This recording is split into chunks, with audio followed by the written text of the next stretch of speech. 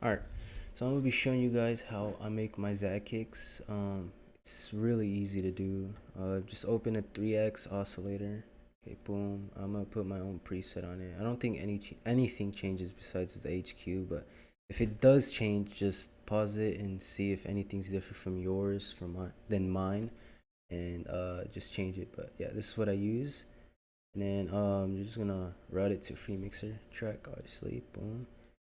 Okay, and then you're gonna want to open a fruity parametric EQ. Okay, so oh shit, damn. All right, but all right. So what you're gonna do is just boost the fucking sub, boost the fuck out of that sub. All right, and then just turn down the bass is what I like to do. Is just turn it down a little bit. Put it like around like right here maybe. All right, boost the fucking sub. Boom, easy.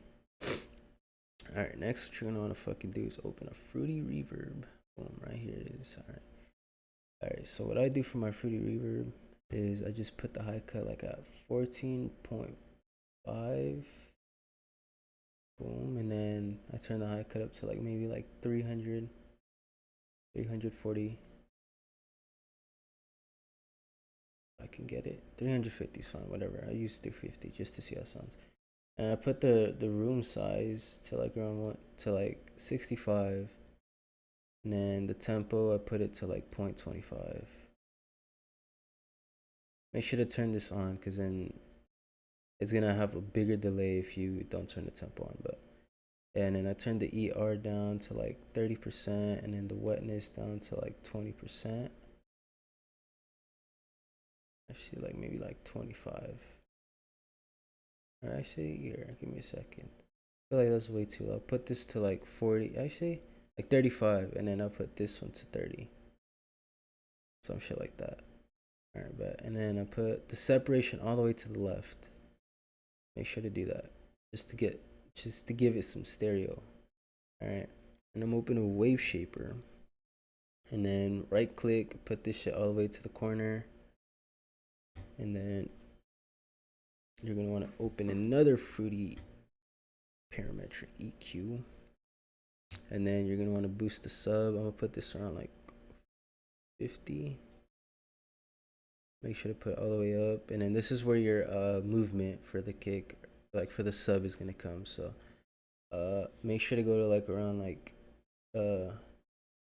around like 3, because I feel like 4 is way too high. But I like doing my kicks on like F sharp. So Jesus fucking Christ, that was a lot. But yeah, so yeah, already has that like Zag sounding kick because of a saw wave. But yeah, just place the piano roll right here on your, or the pattern right here on your track, and then just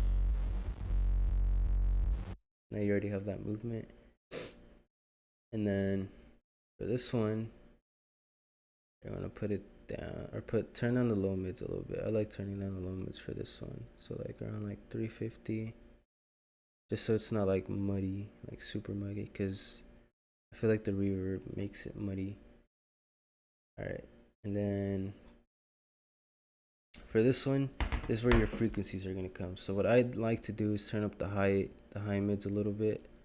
I usually put it like F sharp 7, and then a little bit of like the mids too, around like F sharp 6, and then this one around like F sharp 5. And I'm gonna get another one just to give it more frequencies, and I'm gonna put it like around like right here, maybe. And all right, damn, I cannot fucking speak today. I feel like I'm just slurring shit. But anyways, see, like there it goes. All right, anyways, fuck it. You're gonna want to open a soft clipper and then turn up the threshold all the way, and then open a parametric EQ, and then turn this up to like 2.5, and then this one up to like 2.5 as well, if I can get it. God damn. All right, and then the mids to like 1.5. All right, and that's that. And then you're gonna want to open another soft clipper and turn up the threshold, and then another wave shaper. Damn, where the fuck is it? All right, there it is. And then put this up like around right here, and then turn this down, and then put another one right here, and then put it down to like right here, and then turn this down like that. And yeah,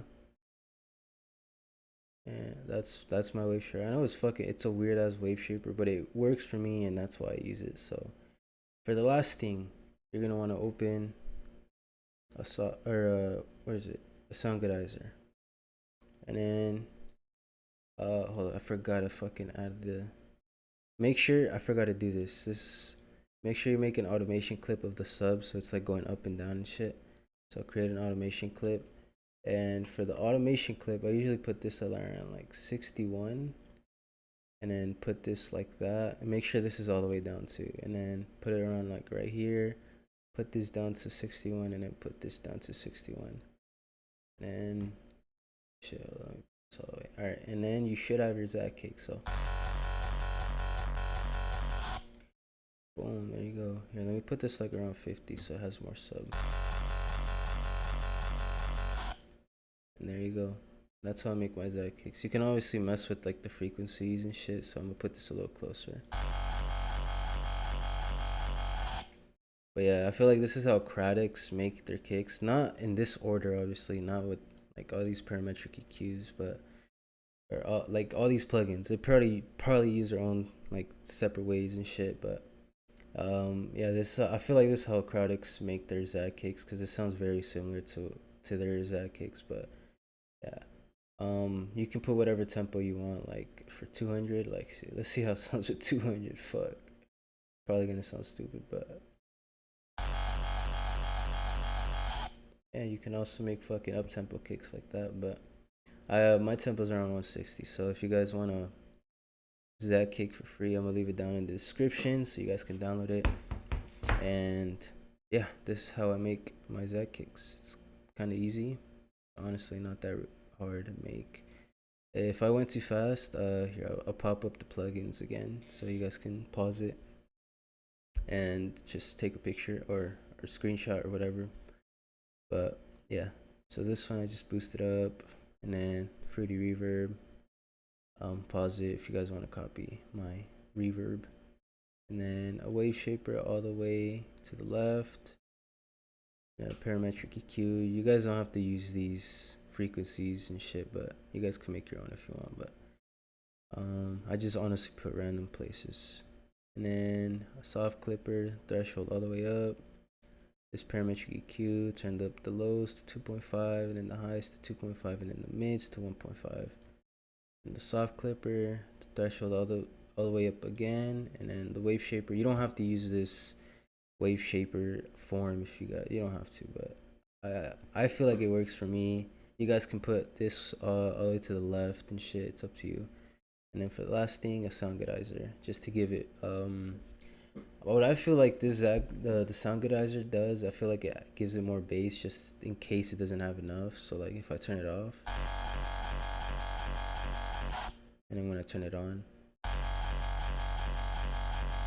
I just feel like it gives it like a crunchier sub to it, if that makes sense. But yeah, I always add a Soundgoodizer after my Zaag kicks. It just gives it like a crunchier sound to it. That's how I like it. But yeah.